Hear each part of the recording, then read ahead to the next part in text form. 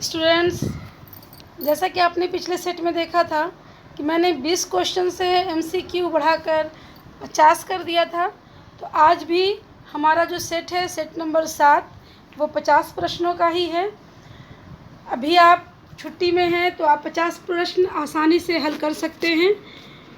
Students, जैसा कि मैं कहती हूँ आपको बार बार कि हमारे साथ आप भी सॉल्व कीजिए और कमेंट में बताइए कि आपके कितने सही हुए। पिछले सेट पर आपका कमेंट कुछ कम लगा मुझे। बहुत सारे स्टूडेंट जो सॉल्व कर रहे थे हमारे साथ, लेकिन पिछले सेट में वो नहीं किए हैं।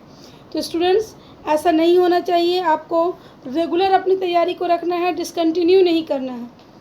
हमारी तैयारी स्पेशली फॉर बीपीएससी, पीटी और एसआई बिहार का जो आया है दरोगा का एग्ज़ाम्स, उसके पीटी को केंद्रित करते हुए हैं।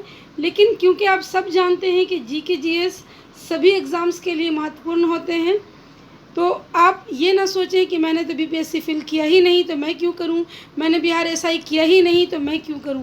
करना आप सबको है, क्योंकि हमारे प्रश्न सभी परीक्षाओं के लिए उपयोगी हैं। तो आइए स्टूडेंट्स, शुरू करते हैं आज का सेट 7 जो कि 50 प्रश्नों का है। और आपको हमारे साथ उन प्रश्नों को हल भी करना है और साथ ही कमेंट के द्वारा हमें बताना भी है कि आपके कितने प्रश्न सही होते हैं। स्टूडेंट्स, पिछले सेट नंबर 6 में हमने 1 to 50 किया था। आज मैं उसे 51 से 100 तक ले जाऊंगी। टोटल हो जाएंगे 100 प्रश्न। हमारा पहला प्रश्न है, रॉबर्ट क्लाइव ने किस भारतीय को बिहार का नायब दीवान नियुक्त किया था। पहला प्रश्न क्या है, रॉबर्ट क्लाइव ने किस भारतीय को बिहार का नायब दीवान नियुक्त किया था। ऑप्शन ए अनुपम राय, बी खिताब राय, सी रजत राय और डी शिताब राय। आपको बताना है इनमें से कौन से भारतीय थे जिनको बिहार का नायब रॉबर्ट क्लाइव ने नियुक्त किया था। यानी रॉबर्ट क्लाइव की बात हो रही है। ये उस समय की बात है जब प्लासी का युद्ध हुआ, बक्सर का युद्ध हुआ। तो हमारा सही आंसर क्या हो जाएगा, डी शिताब राय। रॉबर्ट क्लाइव ने शिताब राय को ही बिहार का नायब दीवान बनाया था। क्वेश्चन है अगला, नेपाल एवं भारत में 1959 ईस्वी में किस परियोजना के लिए समझौता हुआ था। यानी नेपाल और भारत के बीच 1959 में किस परियोजना के लिए समझौता हुआ था। Option A Son, B Gandak, C Burhi Gandak और डी है पुनपुन। आपको बताना इनमें से किस नदी की परियोजना के लिए 1959 यानी 1959 में समझौता हुआ था। तो देख लीजिए यहाँ सही आंसर क्या हो जाएगा, यहाँ सही आंसर हो जाएगा बी गंडक। ये जो नेपाल और भारत के बीच परियोजना है, ये गंडक के लिए 1959 में एग्रीमेंट हुआ था। आइए अगले प्रश्न को देखते हैं। अगला प्रश्न क्या है, अगला प्रश्न है, किस परियोजना के तहत हनुमान नगर अवरोधक बांध बनाया गया है। किस परियोजना के तहत हनुमान नगर अवरोधक बांध बनाया गया है। ए कोसी, बी सोन, सी गंडक, डी इनमें से कोई नहीं। देखिए आपके पास ऑप्शन है कि किस हनुमान नगर अवरोधक बांध जो बनाया गया ये किस नदी के लिए बनाया गया। तो कोसी है, सोन है, गंडक है या इनमें से कोई नहीं भी हो सकता है। आपके अनुसार सही आंसर क्या है, आप देख लें। इसका सही आंसर हो जाएगा कौन सा, कोसी। ये हनुमान नगर अवरोधक बांध जो है ये कोसी पर बनी हुई है। क्वेश्चन नंबर 54 है, श्वेतपुर कोटीग्राम, कुशपल्लव विशाल नगरी आदि के नाम से किस पाषाण स्थल को जाना जाता है। श्वेतपुर, कोटीग्राम, कुशपल्लव, विशाल नगरी, ये सारे नाम हैं। ये सारे जो नाम हैं किस पाषाण स्थल के हैं। ए खेसर, बी सिल्ट, सी चेचर और डी इनमें से कोई नहीं।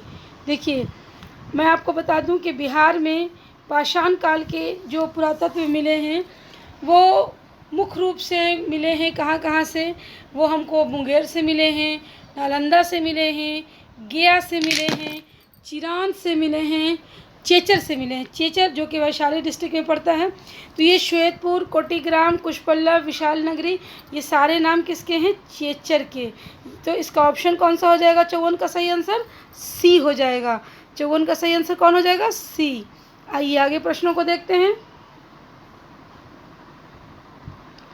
अगला प्रश्न है, पाल वंश के द्वितीय संस्थापक किस पाल शासक को कहा जाता है? पाल वंश का द्वितीय संस्थापक किस पाल शासक को कहा जाता है? ए शिवपाल, बी राजपाल, सी शिशुपाल और डी महीपाल। आपको बताना है कौन सा पाल वंश का शासक है जिसको द्वितीय संस्थापक के रूप में भी जाना जाता है। तो इसका सही आंसर क्या हो जाएगा? डी महीपाल। कौन हो जाएगा? डी महीपाल। देखिए, आपको आंसर करने में ज़्यादा समय लग सकता है, तो आप वीडियो को वहाँ पॉज कर लीजिए, उसके बाद अपने उत्तर देने के बाद तब वीडियो को पुनः चलाकर देखिए कि सही आंसर क्या आया। प्रतिहार शासक वत्स्य राज एवं राष्ट्रकूट शासक ध्रुव की पराजित करने वाले पाल शासक का नाम क्या था?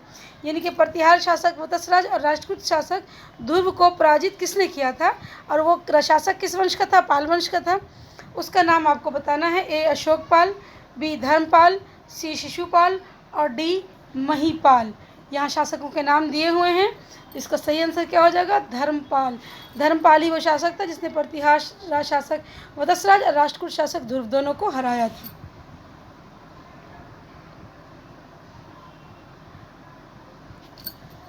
भारत में तुर्कों के आगमन का प्रारंभिक इतिहास किस पुस्तक में है?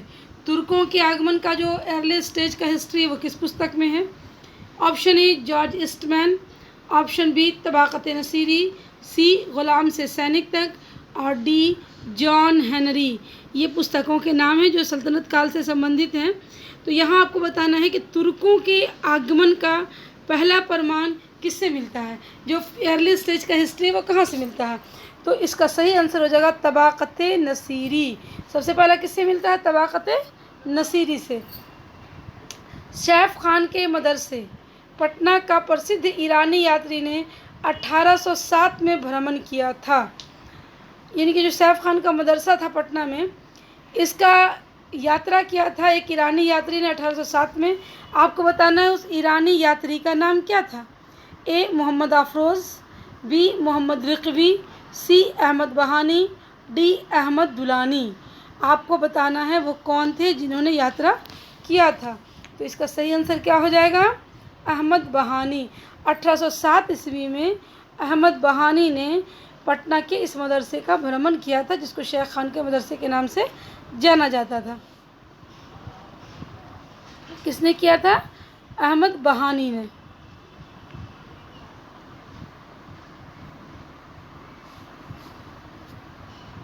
अगला प्रश्न है, किस प्रसिद्ध जर्मन शोधकर्ता ने मिथिला चित्रकला पर शोध कार्य किया? किस प्रसिद्ध जर्मन शोधकर्ता ने मिथिला चित्रकला पर शोध कार्य किया?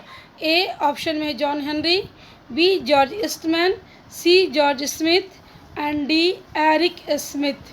चार नाम है। जॉन हेनरी हैं, जॉर्ज ईस्टमैन हैं, जॉर्ज स्मिथ हैं और एरिक स्मिथ हैं। किस प्रसिद्ध जर्मन शोधकर्ता ने मिथिला चित्रकला पर शोध कार्य किया था? आपको बताना है। तो इसका सही आंसर क्या हो जाएगा?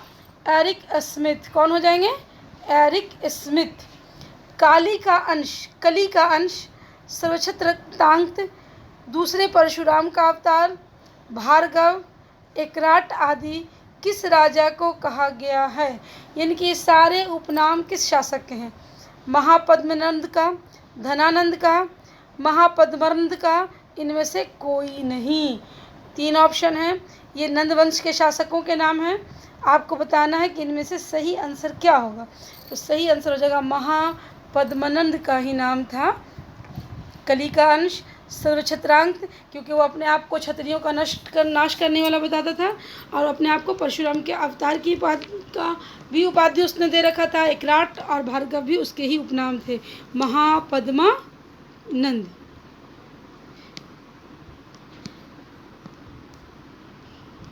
प्रश्न है, मगध की राजधानी पाटलिपुत्र से वैशाली स्थानांतरित करने वाले राजा का क्या नाम था?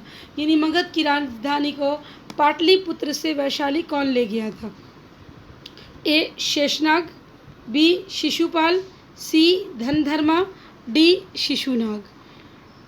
आपको बताना है इनमें से कौन था जिसने मगध की राजधानी पाटलिपुत्र से वैशाली ले गया? शेषनाग, शिशुपाल, शिशुनाग, धनधर्मा। तो मैं आपको बता दूं कि जब नंद हर्यक वंश के बाद शिशुनाग ने शिशुनाग वंश की स्थापना की थी, तो वही मगध की राजधानी को पाटलिपुत्र से वैशाली स्थानांतरित किए थे। जब मौर्यों के पतन के बाद शिशुनाग ले गए थे। पाटलिपुत्र को किस राजा ने सर्वप्रथम मगध की राजधानी बनाया? ए सम्राट अशोक, बी बिंबिसार, सी उदयन, डी इनमें से कोई नहीं। तो पाटलिपुत्र को, जैसे कि हमने आपको पहले बताया, सबसे पहले जब हर्यक वंश की स्थापना होती है राजा बिंबिसार के द्वारा, तो राजधानी बनाते हैं राजगिरी को। बाद में उनके ही पुत्र उदयन पाटलिपुत्र की स्थापना करते हैं और पाटलिपुत्र को अपनी मगध की राजधानी बनाते हैं। तो यहाँ आंसर इसका हो जाएगा उदयन। लेकिन जब हर्यक वंश का पतन होता है और उसके बाद शिशुनाग वंश का शासन आता है, तो शिशुनाग वंश के संस्थापक शिशुनाग ने मगध की राजधानी पाटलिपुत्र से हटाकर वैशाली को बनाई थी। तो इन दोनों क्वेश्चन का आंसर एक दूसरे से जुड़ा हुआ है। आइए देखते हैं आगे के प्रश्नों को। किस राजा ने पाटलिपुत्र को बसाया था? तो यहाँ भी आपका प्रश्न वही है, ए धनानंद, बी उदयन, सी चंद्रगुप्त मौर्य और डी अजातशत्रु। किस राजा ने पाटलिपुत्र को बसाया था? धनानंद है, उदयन है, चंद्रगुप्त मौर्य। तो मैंने आपको पहले ही बताया कि बिंबिसार के पुत्र थे अजातशत्रु और उनके पुत्र थे उदयन, यानी कि बिंबिसार के पौत्र उदयन ने ही पाटलिपुत्र को बसाया था गंगा और सोन नदी के संगम पर। चरवाक दर्शन का विकास किस संप्रदाय ने किया था? ए लोकायुक्त संप्रदाय, बी शामिक संप्रदाय, सी धार्मिक संप्रदाय, डी लोकायत संप्रदाय। तो आपको बताना है इसका सही आंसर क्या होगा। तो इसका सही आंसर क्या हो जाएगा? चरवाक दर्शन, जिसकी रचयिता भी चरवाक थे, ये लोकायत संप्रदाय का था। किसका था? लोकायत संप्रदाय का था। अगला प्रश्न है, द्वितीय अफगान साम्राज्य के संस्थापक के रूप में किस शासक को जाना जाता है?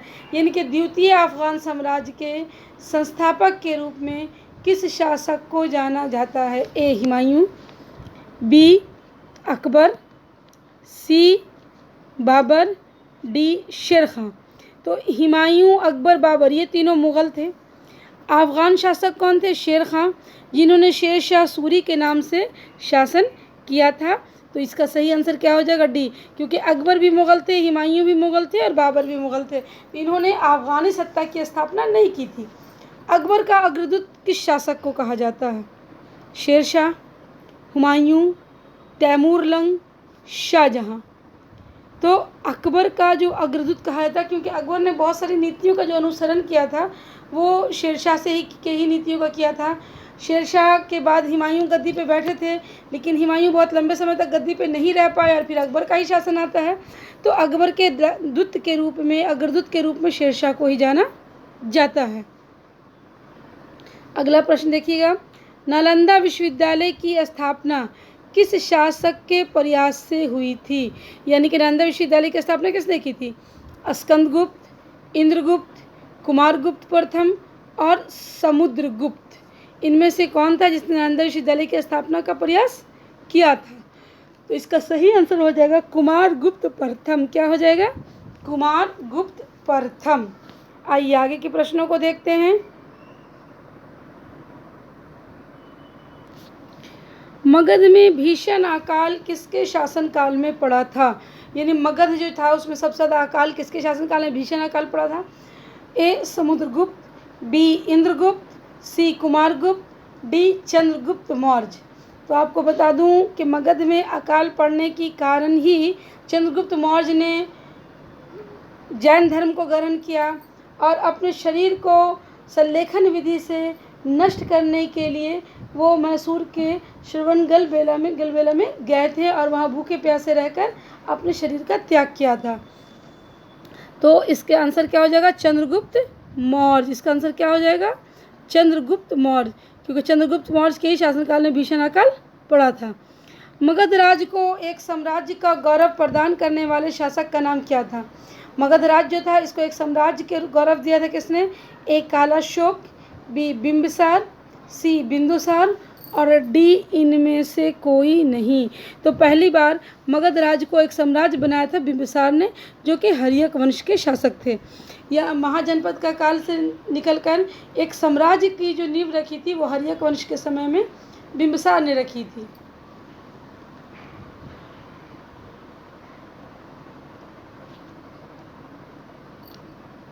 प्रश्न है, पाटलिपुत्र का नामकरण पटना किस शासक ने किया? इनकी पाटलिपुत्र को पटना नाम किस शासक ने दिया? ए शाहजहां, बी औरंगज़ेब, सी शेरशाह सूरी, डी अशोक। तो पाटलिपुत्र का नामकरण पटना के नाम से करने वाले और पटना को भारत की प्रांतीय राजधानी बनाने वाले शासक थे शेरशाह सूरी। कौन थे? शेरशाह सूरी थे। इन्होंने ही 1541 में पटना को भारत की प्रांतीय राजधानी बनाया था। किस शासक ने पाटलिपुत्र को पुनः राजधानी बनाया और तब से मगध साम्राज्य की राजधानी पाटलिपुत्र ही रही? यानी कौन सा शासक था जिसने पाटलिपुत्र को पुनः अपनी राजधानी बनाया और तब से राजधानी पाटलिपुत्र ही रही? ए कालाशोक, बी बिंबिसार, सी अजातशत्रु, डी बिंदुसार। तो मैं आपको बता दूं कि हर्यक वंश के समय राजधानी शुरुआत कहाँ थी? राजगिरी। बाद में उदयन ने पाटलिपुत्र को बसाया, राजधानी पाटलिपुत्र आ गई। लेकिन जब हर्यक वंश के अंत के साथ शिशुनाग वंश की नींव डाली गई तो राजधानी पाटलिपुत्र से चली गई वैशाली। लेकिन इसी वंश के दूसरे शासक कालाशोक जिनके शासनकाल में द्वितीय बौद्ध संगति हुई थी, उन्होंने पुनः पाटलिपुत्र को अपनी राजधानी बनाई और तब से साम्राज्य की राजधानी पाटलिपुत्र ही रही, फिर कोई चेंजिंग्स नहीं हुई। आइए अगला प्रश्न देखते हैं। सासाराम स्थित शेरशाह का मकबरा किस शैली का सर्वश्रेष्ठ नमूना है? इनके शेरशाह सूरी का जो मकबरा है वो किस शैली में निर्मित मकबरे का उदाहरण है? ए इजरायली, बी अफ़गानी शैली, सी मैथिली शैली और डी फारसी शैली। तो इसका सही आंसर क्या हो जाएगा? इसका सही आंसर हो जाएगा, आप देख लीजिए, शेरशाह सूरी की बात हो रही है। शेरशाह सूरी खुद एक अफ़गानी शासक थे, तो इनकी जो मकबरा का निर्माण है ये अफ़गानी शैली में है। किस में है? अफ़गानी शैली में। बिहार में ग्रेफाइट किस ज़िले में पाया जाता है? आपको मैंने एक दिन खनिज का बिहार विशेष में दिया भी था कि बिहार में कौन सा खनिज कहाँ पाया जाता है। ए भागलपुर, बी समस्तीपुर, सी जमुई और डी है मुंगेर। आपको बताना है बिहार में ग्रेफाइट किस ज़िले में पाया जाता है। तो इसका सही आंसर हो जाएगा जमुई। ग्रेफाइट सबसे ज़्यादा कहाँ पाया जाता है? जमुई में। बिहार की बात हो रही है, बिहार में जमुई में मिलता है। पटना में औपचारिक राज्याभिषेक किस सम्राट का हुआ था? यानी कि एक जो औपचारिक होता है राज्याभिषेक वो किस मुग़ल सम्राट का पटना में हुआ था? ए मोहम्मदिया, बी फारूक सैयार, सी सिराजुद्दौला और डी गजनी। इनमें से कौन सा शासक है? तो मुग़ल राजकुमार फारूक सैयार का राज्याभिषेक पटना में हुआ था। तो इसका आंसर क्या हो जाएगा? फारूक सैयार। बिहार का प्रेमचंद किस इतिहासकार को कहा जाता है? यानी कि बिहार के किस इतिहासकार को प्रेमचंद कहा जाता है बिहार का? ए भिखारी ठाकुर, बी अनूपलाल टंडन, सी रसखान, डी इनमें से कोई नहीं। कौन सा इतिहासकार है? वो साहित्यकार है, वो है अनूपलाल मंडल हैं, जिन्हें बिहार के प्रेमचंद के नाम से जाना जाता है। किस सदी में कांग्रेस के विभाजन की प्रक्रिया कांग्रेस आंदोलन की रणनीति पर शुरू हुई? यानी कि किस सदी में, कौन सी सदी थी जब कांग्रेस के विभाजन की जो प्रक्रिया थी वो कांग्रेस आंदोलन के रणनीति पर शुरू हुई थी? 20वीं सदी। कांग्रेस का विभाजन हुआ गरम दल नरम दल में। कांग्रेस के विभाजन के पश्चात ही मुस्लिम लीग का गठन हुआ था। तो 20वीं सदी, 23वीं सदी, 21वीं सदी, 22वीं सदी। आपको बताना है वो कौन सी सदी थी जो उसकी कांग्रेस के आंदोलन की रणनीतियों पर ही शुरू होता है। तो आपका इसका सही आंसर हो जाएगा 20वीं सदी। कौन सी सदी थी? 20वीं सदी। बिहार छात्र परिषद को किस स्वतंत्रता सेनानी ने संगठित किया था? बिहार स्टूडेंट फेडरेशन जो था इसको किस स्वतंत्रता सेनानी ने संगठित किया था? A doctor Sanjay Singh, B doctor Gajendra Prasad, C doctor Rajnikant Prasad और डी डॉक्टर राजेंद्र प्रसाद। इसका सही आंसर हो जाएगा डॉक्टर राजेंद्र प्रसाद, क्योंकि बिहार छात्र परिषद के संगठनकर्ता जो थे वो डॉक्टर राजेंद्र प्रसाद थे।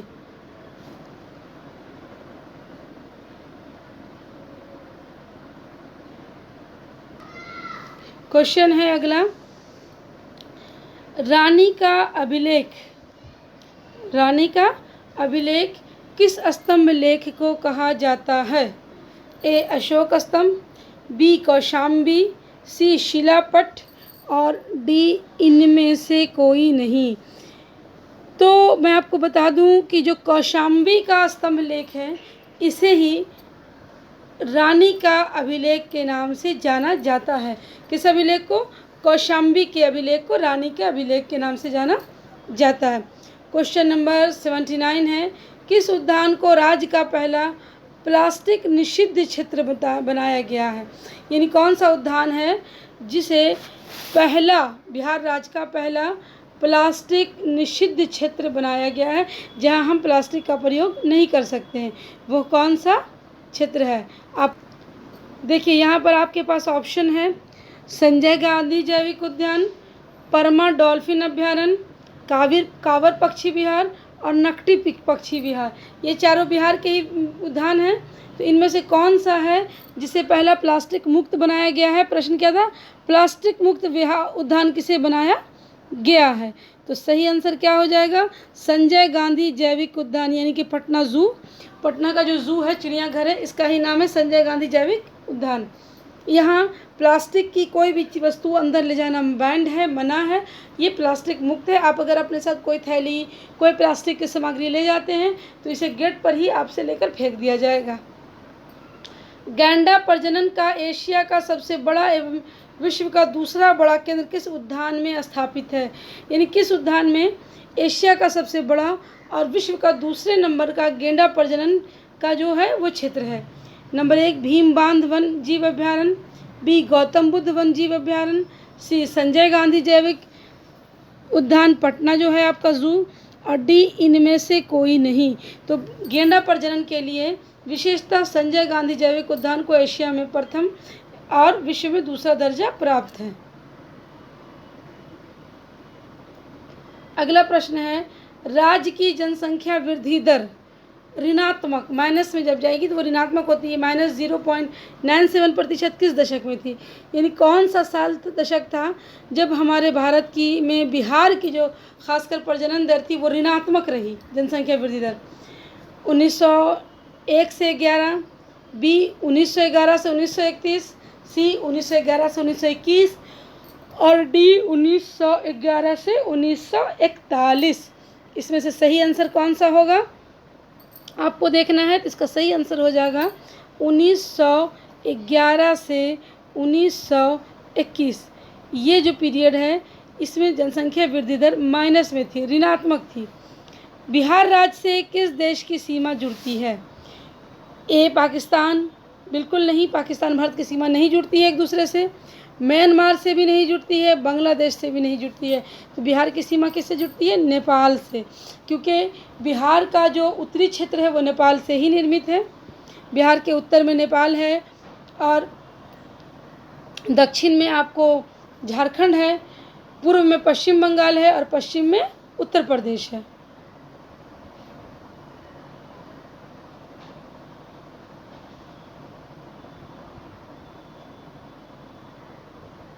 अगला प्रश्न है, पुरातत्व निर्देशालय की स्थापना किस वर्ष की गई? राज्य पुरातत्व निर्देशालय की स्थापना किस वर्ष की गई? Option number A 1952, option number B 1968, C 1960 और डी 1962। राज्य पुरातत्व निर्देशालय की स्थापना किस वर्ष की गई? तो इसका आंसर हो जाएगा 1962, यानी 1962 में की गई, जो बिहार का पुरातत्व निर्देशालय है। अगला प्रश्न है, जरासंध किस वंश का सर्वाधिक प्रसिद्ध राजा हुआ? जरासंध जो था वो किस वंश का सबसे प्रसिद्ध राजा था?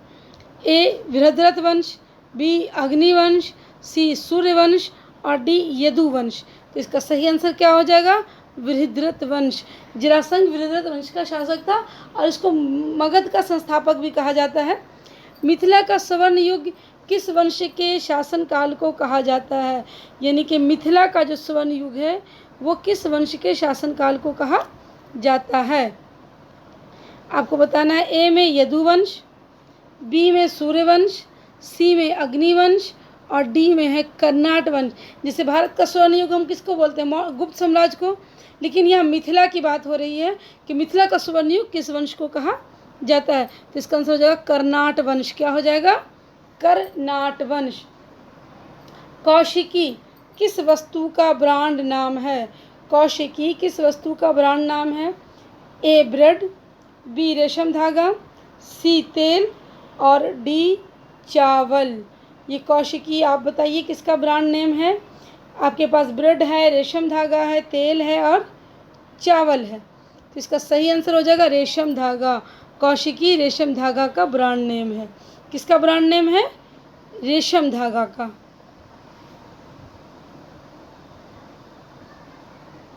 अगला प्रश्न है सरकारी संरक्षण में किस तरह के वन को रखा जाता है? यानी कि गवर्नमेंट की जो सिक्योरिटी होती है उसमें कौन से वन होते हैं?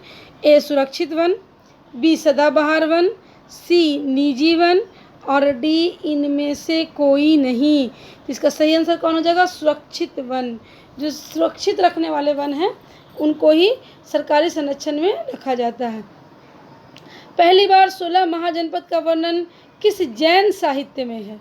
तो देखिए, जैन और बौद्ध दोनों धर्मों में महाजनपद का वर्णन मिलता है। दोनों ने अपने अपने हिसाब से महाजनपद को 16 महाजनपदों में डिफाइन किया है। अगर हम बौद्ध ग्रंथ की बात करें तो वो था अंगोत्तर निकाय, लेकिन बात यहाँ जैन साहित्य की तो वो है भगवती सूत्र। ए में था आदि पुराण, बी पद्म पुराण, सी भगवती सूत्र और डी हरिवंश पुराण।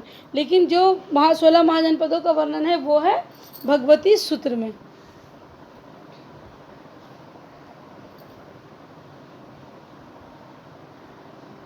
क्वेश्चन है नंगी हड़ताल 1930 ईस्वी किस जेल के कैदियों ने की थी? यानी आज़ादी से पहले की बात है कि जेल के में कैदियों ने अंग्रेज़ी सरकार के खिलाफ एक विद्रोह किया था, जिसमें उन्होंने अपने कपड़े खोलकर विद्रोह में अपना विरोध दर्शाया था 1930 में। तो बताना है नंगी हड़ताल 1930 में किस जेल के कैदियों ने की थी? ए सीवान, बी जहानाबाद, सी पटना और डी छपरा। कहाँ के कैदियों ने की थी? तो इसका सही आंसर क्या हो जाएगा? इसका सही आंसर हो जाएगा डी छपरा। छपरा के जेल में बंद कैदियों ने ही नंगी हड़ताल की थी 1930 में। बिहार के प्रसिद्ध लोक कवि भिखारी ठाकुर किस नाटक के रचयिता हैं? यानी कि भिखारी ठाकुर की रची हुई नाटक कौन सी है? ए विदेशिया, बी विवदिया, सी संवदिया और डी इनमें से कोई नहीं। तो मैं आपको बता दूं कि भिखारी ठाकुर की प्रमुख रचनाओं में विदेशिया को जाना जाता है। किसे जाना जाता है? विदेशिया को। इसे भिखारी ठाकुर के प्रमुख साहित्य के रूप में देखा या प्रमुख रचना के रूप में देखा जाता है।